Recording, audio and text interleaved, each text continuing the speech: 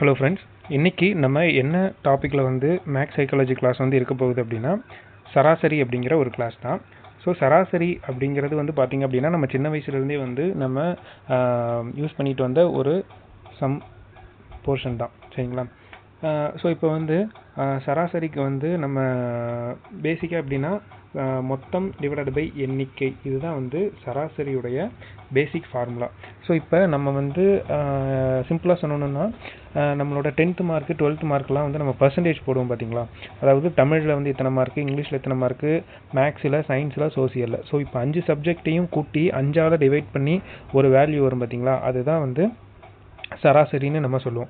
So அதை 100 convert பண்ணி நம்ம பர்சன்டேஜ் கண்டிப்போம். அது பர்சன்டேஜ் அது வேறு, சரிங்களா? ஸோ சராசரி அப்படிங்கிறது என்னென்னா, இப்போ நம்ம ஆவரேஜாக நம்ம எல்லா 5 சப்ஜெக்டையும் சேர்த்து நம்ம எவ்வளோ மதிப்பெண்கள் வாங்கியிருக்கோம் அப்படின்னு சொல்கிறது தான் அந்த சராசரி. அதை நம்ம சப்ஜெக்ட் ரிலேட்டட் பண்ணி நான் சொல்கிறேன், சரிங்களா? ஸோ அப்போ அதுதான் மொத்தம் அந்த சப்ஜெக்டில் இப்போ தமிழில்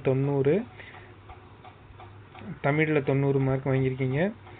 தமிழில் 90 அப்படின்னா இங்கிலீஷில் இப்போ ஒரு 80 மார்க்குன்னு வச்சுக்கோங்க. 80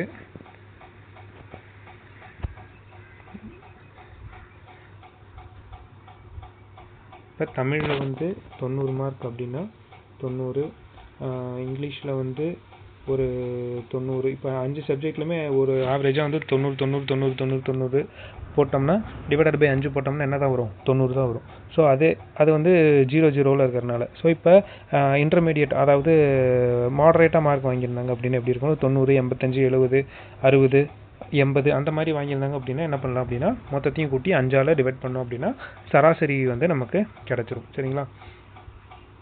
ஸோ இப்போ அடுத்த ஃபார்முலா பாருங்கள். முதல் n இயல் எண்களின் சராசரி அப்படின்னு கேட்டிருக்காங்க.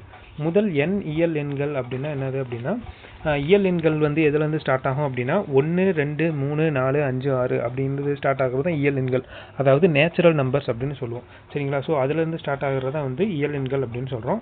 ஸோ அடுத்து பாருங்கள், முதல் n ஒற்றைப்படை எண்களின் சராசரி அப்படின்னா n, சரிங்களா? ஸோ இதெல்லாம் பேசிக்கான ஃபார்முலா தான், சரிங்களா? இப்போ இந்த முதல் n இயல் எண்களின் சராசரி அப்படின்னா என்னென்னா n + 1 டிவைடட் பை 2, அதாவது n + 1 டிவைடட் பை 2 இப்படி சொல்கிறாங்களா? ஸோ இது அப்போ இங்கே கொஷின் நமக்கு எப்படி கேட்பாங்க அப்படின்னா முதல் 10 இயல் எண்களின் சராசரி என்ன அப்படின்னு கேட்பாங்க, சரிங்களா? முதல் 10 இயல் எண்கள்னால் என்னது? 1, 2, 3, 4, 5, 6, 7, 8, 9, 10. ஸோ இதுக்கு நம்ம எப்படி சராசரி கண்டுபிடிப்போம்? நார்மலாக எப்படி கண்டுபிடிப்போம்?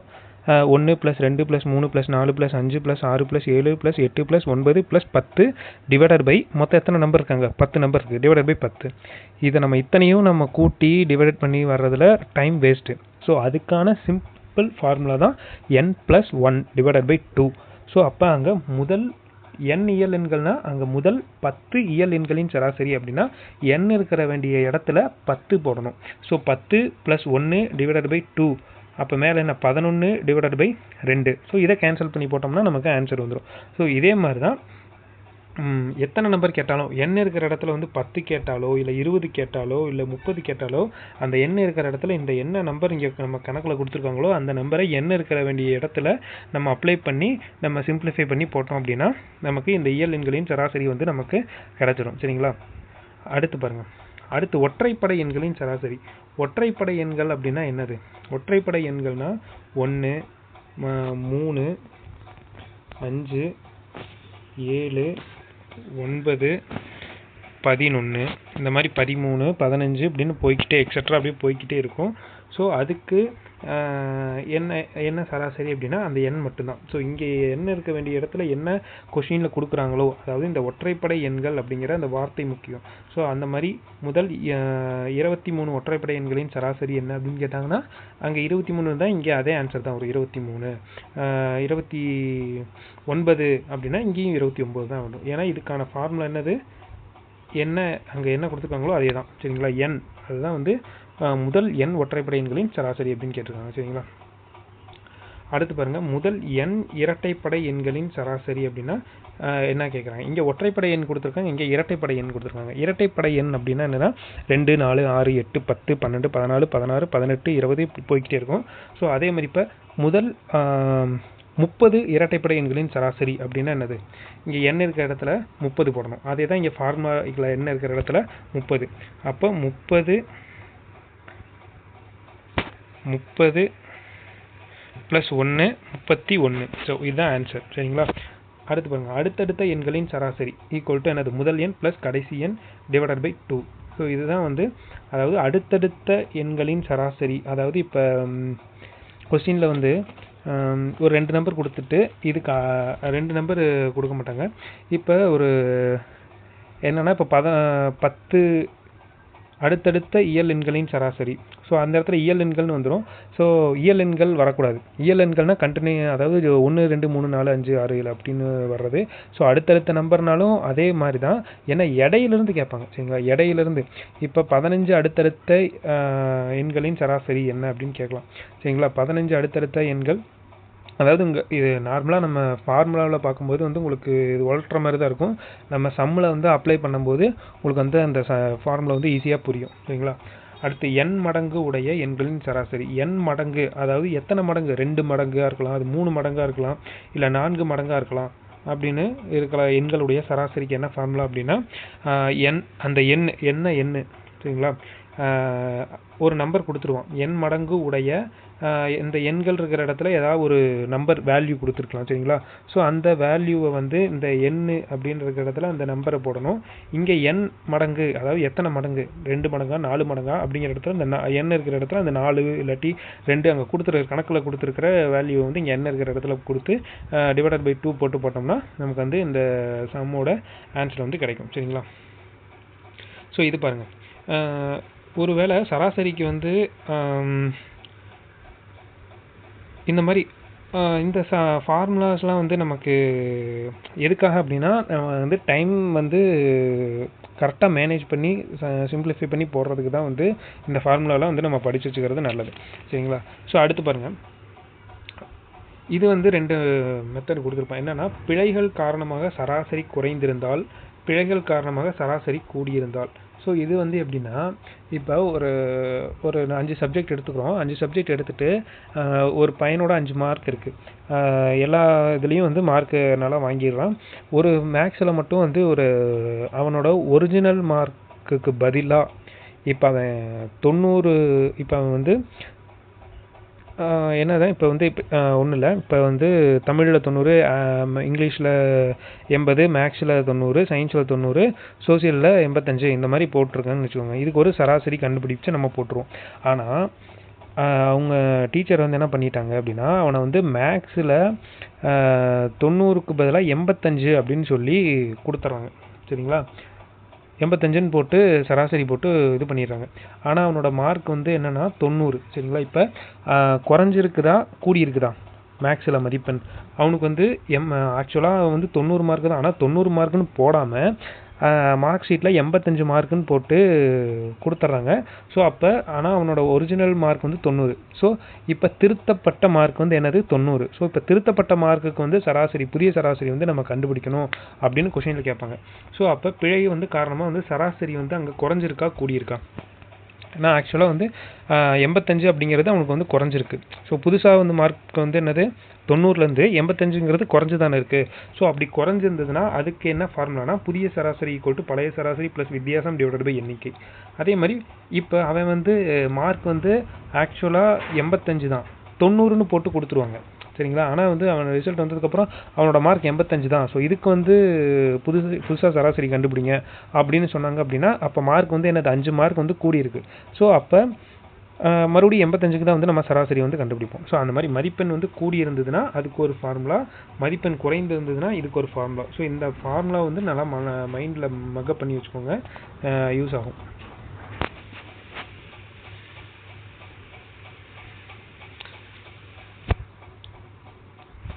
ஸோ இந்த பாருங்கள், இந்த ஃபஸ்ட்டு சம் பாருங்கள். 2019 வந்து போலீஸ் எக்ஸாமில் கேட்ட கொஸ்டின். சரிங்களா?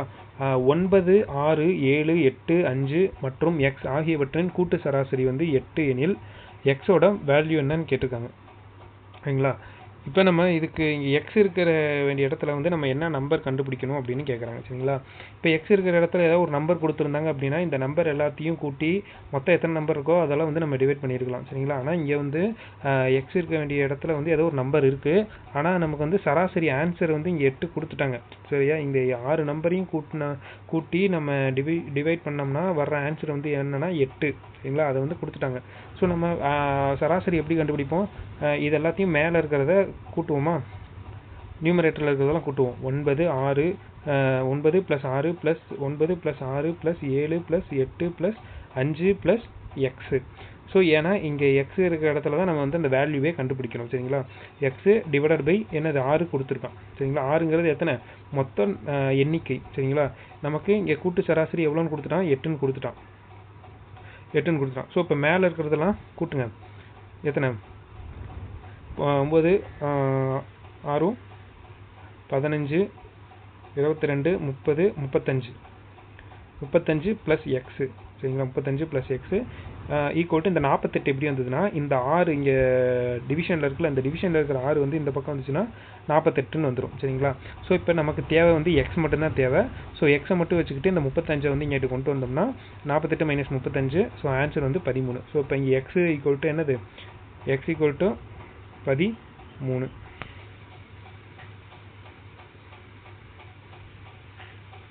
ஸோ இதுதான் வந்து ஸோ இப்போ நமக்கு கொடுத்துருக்கிற வேல்யூவில் ஒரு வேல்யூ இல்லாமல் அதை எக்ஸ்ன்னு வச்சுக்கிட்டு ஆன்சர் கொடுத்துட்டு நமக்கு அந்த எக்ஸ் வேல்யூ வந்து கேட்டாங்க அப்படின்னா இந்த மெத்தடில் தான் நம்ம வந்து போடணும் சரிங்களா. இது ரொம்ப பேசிக்கான மெத்தட் தான், 2019 கேட்டது.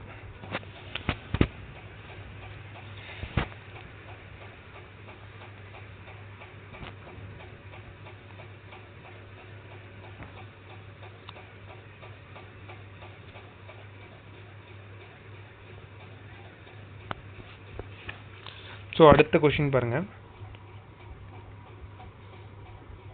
9 பேர் வந்து ஒரு உணவகம் போகிறாங்க சரிங்களா. அதாவது ஹோட்டல் வந்து போகிறாங்க. 9 பேர் வந்து ஹோட்டல் போகிறாங்க. 8 பேர் வந்து என்ன பண்ணுறாங்கன்னா தங்களுடைய சாப்பாட்டு செலவுக்காக வந்து ஈச் பர்சன் வந்து 30 ரூபா வந்து செலவழிக்கிறாங்க. ஒவ்வொருத்தரும் 8 பேர், அந்த 9 பேர்த்தில் 8 பேர் வந்து தங்களோட சாப்பாட்டு செலவுக்காக 30 ரூபா வந்து செலவு பண்ணுறாங்க. 9வது ஆள் வந்து இருக்கிறான் பார்த்தீங்களா, அவன் மட்டும் என்ன பண்ணுறான் அப்படின்னா அந்த இப்போ 9 பேர்த்தோட சராசரி செலவை விட 20 ரூபா வந்து கூடுதலாக செலவு செய்கிறான் சரிங்களா. எல்லாரும் 30 ரூபா செலவு செய்கிறாங்க, அவங்கள விட 20 ரூபா கூடுதலாக செலவு பண்ணலை சரிங்களா. அவங்களோட சராசரியாக சரிங்களா. இப்போ இவனை விட ஒவ்வொருத்தரை விட 20 ரூபா கூடுதலாக செலவு பண்ணோம் அப்படின்னா நம்ம 50 ரூபா அப்படின்னு கணக்கு போட்டு போயிடலாம்.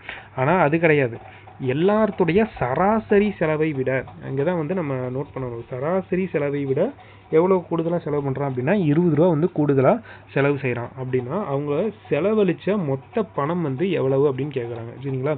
ஸோ ஒரு கொஷின் இருக்குது அப்படின்னா அதை ஒரு டைமுக்கு 2 டைம் வந்து நம்ம நல்லா வாசிச்சு பார்க்கணும். ஏன்னா 20 ரூபா வந்து கூடுதலாக தானே செலவு செய்கிறான் எல்லாத்த விட. ஸோ 50 ரூபா அப்படின்னு போட்டு நம்ம கணக்கை வந்து முடிச்சுட்டு 8 பேர்த்துக்கும் சேர்த்து நம்ம வந்து வேல்யூ வந்து போடக்கூடாது, அது வந்து தப்பாயிரும். ஏன்னா சராசரி செலவை விட 20 ரூபா வந்து கூடுதலாக செலவு செய்கிறான் அப்படின்னு சொல்லியிருக்காங்களா. ஸோ அதை மட்டும் நம்ம கரெக்டாக வந்து நோட் பண்ணணும் சரிங்களா. ஸோ இப்போ என்ன வாங்க சம் எப்படி போட்டிருக்காங்கன்னு பார்க்கலாம். ஸோ ஹோட்டலுக்கு வந்து மொத்தம் எத்தனை பேர் போயிருக்காங்க, 9 பேர் வந்து போயிருக்காங்க சரிங்களா. ஸோ 8 பேர் வந்து ஆளுக்கு வந்து எவ்வளோ செலவு செய்கிறாங்க, 30 ரூபா வந்து செலவு செய்கிறாங்க சரிங்களா.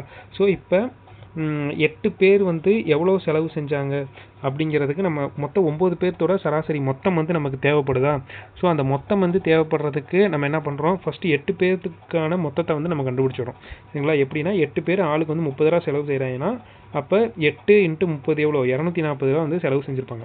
ஸோ அப்போ அந்த 9வது ஆள் வந்து எவ்வளோ செலவு செஞ்சுருக்கான் அப்படின்றத நம்ம கண்டுபிடிச்சிட்டோம்னா நம்ம வந்து மொத்த பேர் செஞ்ச செலவு வந்து நம்ம கண்டுபிடிச்சிடலாம். ஸோ நம்ம 9வது ஆள் வந்து தான் என்ன பண்ணியிருக்கான் அப்படின்னா மொத்த சராசரி செலவை விட 20 ரூபா வந்து கூடுதலாக செலவு செஞ்சுருக்கான். ஸோ அப்போ 9வது நபர் செஞ்ச சராசரி செலவு வந்து நமக்கு தெரியாது, அதை வந்து நம்ம எக்ஸ்ன்னு வச்சுக்கிறோம் சரிங்களா, எக்ஸ்ன்னு வச்சுக்கிறோம். ஸோ அவன் செலவு செஞ்ச செலவு வந்து எப்படி இருக்குது, எல்லாத்த விட கூடுதலாக இருக்குது. அவனோட செலவு எக்ஸு ப்ளஸ் அவன் எவ்வளோ செலவு செஞ்சுருக்கான் கூடுதலாக 20 ரூபா வந்து கூடுதலாக வந்து செலவு செஞ்சுருக்கான். அதான் எக்ஸ் + 20 அப்படின்னு வச்சுருக்காங்க சரிங்களா. அதாவது அவன் செலவு செஞ்ச தொகை வந்து நமக்கு தெரியாது, அதனால் அதை வந்து நம்ம எக்ஸ்ன்னு வச்சுக்கிறோம். அதை எவ்வளோ கூடுதலாக செலவு செஞ்சுருக்கான்னு நமக்கு தெரியும். 20 ரூபா வந்து சராசரி செலவை விட கூடுதலாக வந்து செலவு செஞ்சுருக்கான் அப்படின்னா எக்ஸு ப்ளஸ் 20. சரிங்களா? ஸோ இப்போ நம்ம எப்பவும் போல் சராசரி ஃபார்முலா வந்து நம்ம போடுவோம். எப்படி 9 பேர்த்தோட மொத்த செலவு டிவைடட் பை 9. கரெக்டாக எத்தனை எண்ணிக்கை கீழே 9 தானே? அப்போ 9 பேர் செஞ்ச செலவு எவ்வளோ? இப்போ 8 பேர் செஞ்ச செலவு வந்து 240 நமக்கு தெரியும். ப்ளஸ் 9வது ஆள் பண்ண செலவு மட்டும் நமக்கு தெரியாது. ஸோ அதை தான் நம்ம என்னன்னு வச்சுருக்கோம், எக்ஸு ப்ளஸ் 20ன்னு வச்சுருக்கோமா?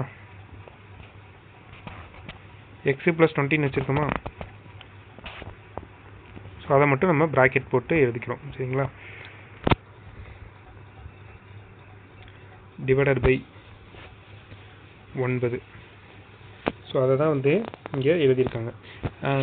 நம்ம எதை வந்து கண்டுபிடிக்கிறோம்? இது வந்து எக்ஸோட வேல்யூ தான், அதாவது 9வது ஆள் செலவு செஞ்ச தொகை. சரிங்களா? ஸோ இப்போ இதை வந்து நம்ம சிம்பிளிஃபை பண்ணால் போதும். இப்போ 240 இங்கே நடுவில் வந்து ப்ளஸ் தான் இருக்குது. ஸோ அதனால் 240 ப்ளஸ் எக்ஸு ப்ளஸ் 20. அப்போ 240ம் 20யும் வந்து கூட்டினோம்னா 260 ப்ளஸ் எக்ஸு, அதை தான் இங்கே போட்டிருக்காங்க. 260 ப்ளஸ் எக்ஸு.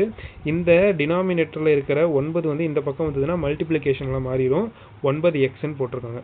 சரிங்களா? அப்போ 260 ப்ளஸ் எக்ஸு, இந்த 9 எக்ஸு, இந்த ப்ளஸ் எக்ஸ் வந்து இந்த பக்கமாக வந்துருச்சு அப்படின்னா மைனஸ் எக்ஸாக வந்து மாறிடும். அப்போ 9 எக்ஸ்லேருந்து ஒரு எக்ஸ் போயிடுச்சு அப்படின்னா 8 எக்ஸ் மீதி இருக்கும்.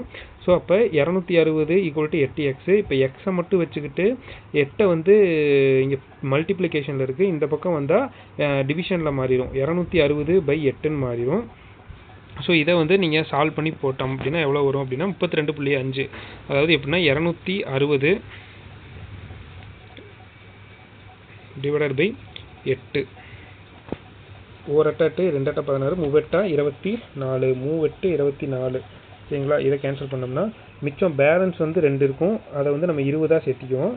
1 8 2 8 16, 2 8 16, மீதி 4 இருக்கும். இங்கே புள்ளி வச்சு அந்த 4ஓட 0 சேர்த்துட்டோம்னா 40 மாறிடும். I8 40. சரிங்களா? அதான் 32.5. ஸோ இப்போ எக்ஸு எவ்வளோ, அந்த 9வது நபர் வந்து செலவு செய்த தொகை வந்து எவ்வளோ அப்படின்னா 32.5. எல்லாரும் 30 ரூபா செலவு செஞ்சுருக்காங்க. இவன் 9வதாக இருக்கிறவன் வந்து அந்த நமக்கு வந்து வேல்யூ தெரியாதுல்ல, அந்த எக்ஸ் இருக்கிறது வந்து எக்ஸோட வேல்யூ மட்டும்தான் நம்ம பார்த்துருப்போம், 32.5. இது வந்து நார்மல் வேல்யூ. ஆனால் வந்து சராசரி செலவை விட 20 ரூபா வந்து கூடுதல் செலவு செஞ்சுருக்கானா? ஸோ அப்போ இங்கே ப்ளஸ் 20 போடணுமா? இங்கே நம்ம ஃபஸ்ட்டு ஒரு ஈக்குவேஷன் போட்டோம்ல, வெயிட் பண்ணுங்கள். இப்போ எக்ஸ் மட்டும் எவ்வளோ, 32.5. ஆனால் வந்து இங்கே என்ன கொடுத்துருக்காங்க, மொத்த பணம், அவங்க செலவழித்த மொத்த பணம் வந்து எவ்வளோ அப்படின்னு கேட்டிருக்காங்க. சரிங்களா? அப்போ மொத்த பணம்னா என்ன வரும் அப்படின்னா அந்த 240 ரூபா வந்து 8 பேர்த்தோட காசு ப்ளஸ் இந்த 32.5ங்கிறது இந்த எக்ஸோட வேல்யூ. அதாவது 9வது நபரின் செலவு வந்து என்னது, எக்ஸ் ப்ளஸ் 20 போட்டிருக்கோமா? இப்போ மொத்த பணம் எப்படி போடுறதுன்னா 8 அதாவது 8வது நபர் 8 நபர் கொண்ட செலவு ப்ளஸ் அந்த 9 நபர் கொண்ட செலவு. அப்போ அந்த 8 நபர் கொண்ட செலவு வந்து 240 ப்ளஸ் 9வது நபருடைய செலவு நம்ம இங்கே என்னென்னு எடுத்துக்கோம், எக்ஸ் ப்ளஸ் 20ன்னு எடுத்துக்கோம். அப்போ எக்ஸுங்கிறது நம்ம கண்டுபிடிச்ச வேல்யூ 32.5 ப்ளஸ் 20ங்கிறது அவன் என்னது, நம்ம கூடுதலாக வந்து சராசரியை விட 20 ரூபா செலவு பண்ணுது. ஸோ இப்போ எல்லா வேல்யூ வந்து நம்ம கூட்டி பார்த்தோம் அப்படின்னா மொத்தமாக டோட்டலாக 292.5 வரும். சரிங்களா?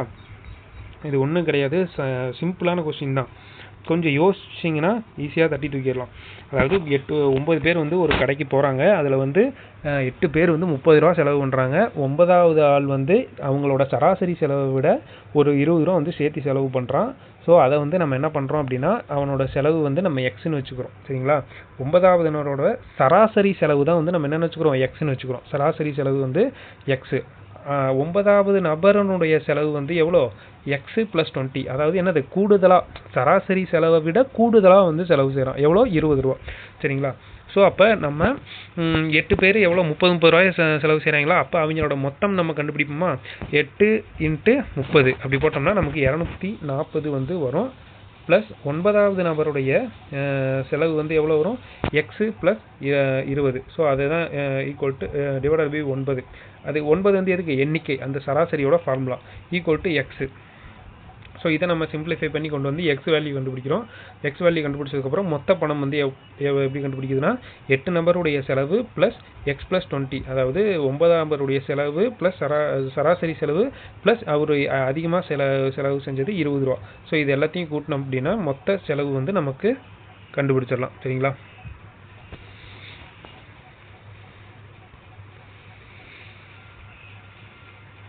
இது வந்து ப்ரீவியஸ் இயரில் கேட்ட கொஸ்டின் தான். ஸோ இது சிம்பிளாக இருக்கிற கொஸ்டின் 2009 கேட்ட கொஸ்டின். இது நமக்கு எல்லாமே வந்து ப்ரீவியஸ் இயரில் கேட்ட கொஸ்டின் ப்ளஸ் அடிக்கடி நம்ம வந்து மொத்தமாக இம்பார்ட்டண்ட்டாக என்னென்ன கொஸ்டின்ஸ் இருக்கோ அதை மட்டும்தான் நம்ம எடுத்துகிட்டு வரோம். ஸோ இப்போ பார்த்தீங்கன்னா 2009 கேட்ட கொஸ்டின் 7, இது கொஞ்சம் தெரியல தெளிவாக, 7, 12, 18, 14, 19, 20 இதோடைய சராசரி. இது வந்து நார்மல் தான். மொத்தம் எத்தனை இருக்குது, 6 இது இருக்குது. 6 வேல்யூவையும் மேலே வந்து கூட்டுறோம், டிவைடட் பை அந்த எண்ணிக்கையை வந்து கீழே போடுறோம். கீழே போட்டு ஆன்சர் வந்து கண்டுபிடிச்சிடும். மேலே கூட்டுறீங்க, கீழே வந்து என்ன வேல்யூ இருக்கோ அதை கூட்டி டிவிஷன் பண்ணி போட்டோம்னா சராசரி வந்து நமக்கு கிடைக்கும். இது சிம்பிளான கொஸ்டின் தான்.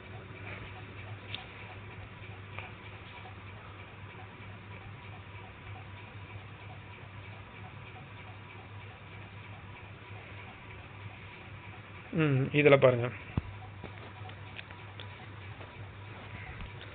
அதாவது 24 முதல் 30 வரையுள்ள எண்களின் சராசரி. 24 முதல் 30 வரையுள்ள எண்களின் சராசரி காண்க அப்படின்னு கேட்டிருக்காங்க.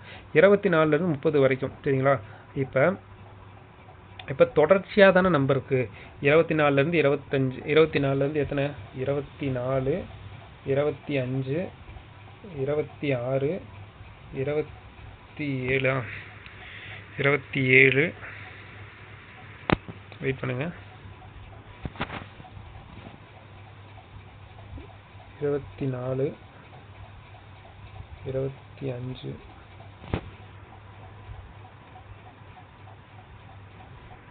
அது வர மாட்டேங்குது.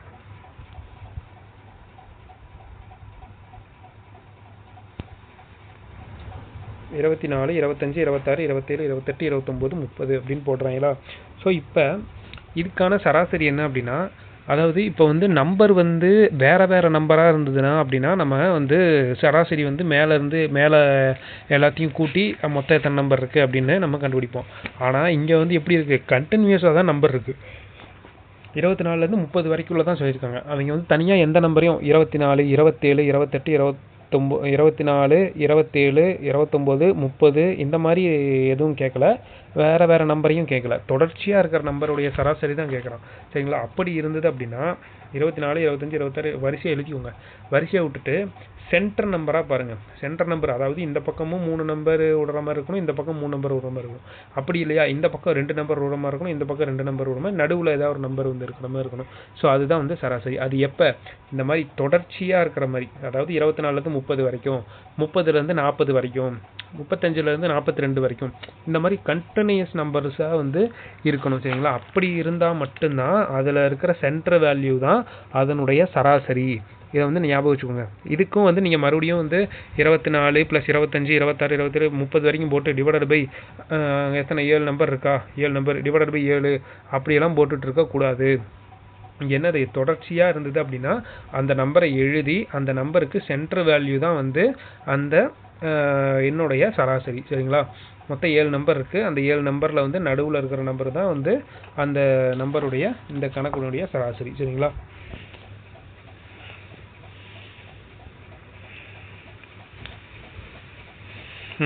சரி.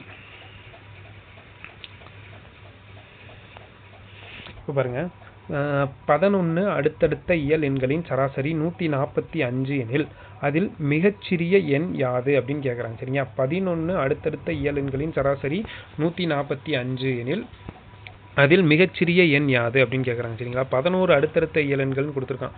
11 அடுத்தடுத்த இயல் எண்களின் சராசரி 145 அப்படின்றாங்கன்னா இப்போ மொத்தம் அந்த எண் வரிசையில் வந்து மொத்தம் எத்தனை நம்பர் இருக்கணுமா, 11 நம்பர் இருக்கணுமா.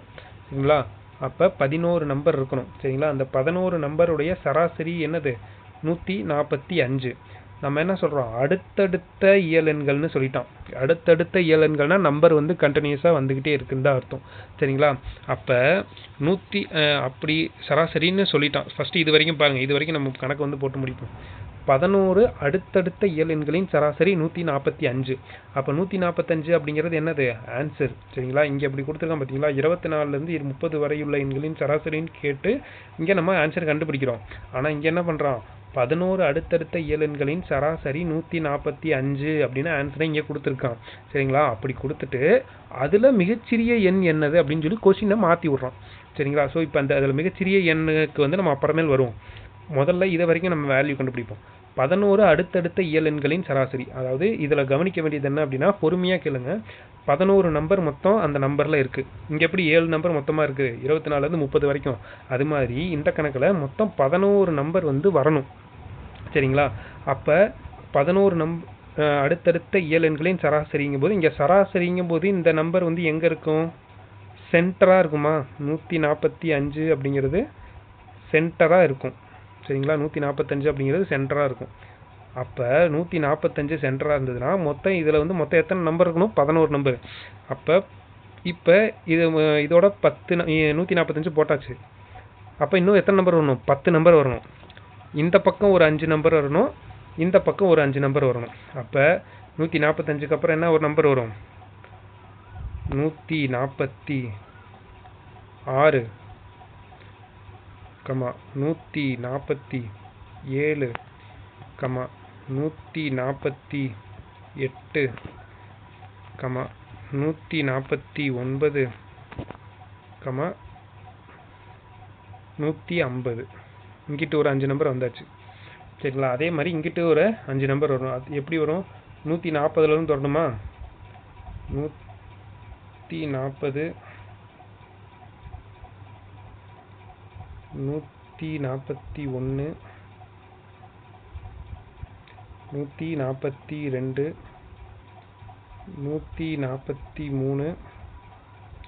144 வந்துருச்சா? மொத்தம் 11 நம்பர் வந்துருச்சு. ஸோ இந்த 11 நம்பரில் இதுதான் 145 தான் சராசரி. ஆனால் இங்கே வந்து கொஸ்டின் என்ன கேட்டிருக்கான், அதில் மிகச்சிறிய எண் யாது அப்படின்னு கேட்டிருக்கான். அப்போ இதில் மிகச்சிறிய நம்பர் என்னது, இங்கே ஃபஸ்ட்டு இருக்கிற 140 தான். ஸோ ஆப்ஷனில் வந்து என்ன இருக்குது, 140. ஆப்ஷன் பி தான் வந்து கரெக்டான ஆன்சர். சரிங்களா? 140 தான் வந்து கரெக்டான ஆன்சர். கரெக்டாக வந்து கொஸ்டினை வந்து புரிஞ்சு படிச்சிங்க அப்படின்னு வரும். அதாவது 11 அடுத்தடுத்த இயல் எண்களின் சராசரி. இயல் எண்கள் அப்படிங்கிறது அதாவது அடுத்தடுத்த இயல் எண்கள் தான். சரிங்களா? மொத்தம் அந்த வரிசையில் 11 நம்பர் இருக்கணும். அந்த சராசரி வந்து 145. அப்போ அடுத்தடுத்த இயல் எண்களோட சராசரி ஆன்சருங்கிறது இந்த 145ங்கிறது எந்த இடத்துல இருக்கும், சென்டர் வேல்யூவாக தான் இருக்கும் அப்படின்னு சொல்லிட்டு நம்ம இந்த போன சம்மில் வந்து பார்த்தோம். இந்த சம்மில் நம்ம பார்த்தோமா, அடுத்தடுத்த இயல்கள்னா அதை நம்பர் ஆன்சர் வந்து சென்டராக தான் இருக்கும். அப்போ இந்த ஆன்சர் வந்து சென்டராக இருந்திருக்கணும், இந்த 145 அப்படிங்கிறது. இந்த 145 சென்டராக வச்சுக்கிட்டு மொத்தம் எத்தனை நம்பர் இருக்கணும், 11 நம்பர்ஸ் வந்து இந்த கணக்கில் இருக்கணும். ஸோ அப்போ 11 நம்பர்ஸில் ஒரு நம்பர் எழுதியாச்சு, மீதி 10 நம்பர் எழுதணும். இந்த 5 நம்பர் எழுதுங்க. அதாவது அடுத்தடுத்து தான் சொல்லியிருக்காங்க. அப்போ அடுத்தடுக்கும் போது 145, 146, 147, 148, 149, 150. அதே மாதிரி இங்கிட்டு 140, 141, 142, 143, 144, 145. ஸோ இங்கிட்ட 5 நம்பர், இங்கிட்ட 5 நம்பர், இதோட 11 நம்பர் ஆச்சு. ஸோ இதில் மிகச்சிறிய நம்பர் வந்து 140. சரிங்களா? ஸோ இப்படி தான் வந்து சராசரிங்கிறது நம்ம வந்து நார்மலாக வந்து மட்டும் இருக்காது, இந்த மாதிரி ட்விஸ்ட் பண்ணியும் வந்து நமக்கு வந்து கேட்கறதுக்கான வாய்ப்புகள் வந்து இருக்குது. சரிங்களா? இப்போ இது வந்து சராசரியுடைய நம்ம ஃபஸ்ட்டு பார்ட்டாக எடுத்துக்கோங்க. அடுத்த பார்ட் வந்து நம்ம அடுத்த வீடியோவில் வந்து உங்களுக்கு வந்து நான் கொடுத்துறேன். சரிங்களா? இந்த சம்ஸை வந்து நீங்கள் கொஞ்சம் டீப்பாக வந்து எழுதி படித்து பாருங்கள். புரியலை அப்படின்னா திருப்பி வீடியோ வந்து பாருங்கள்.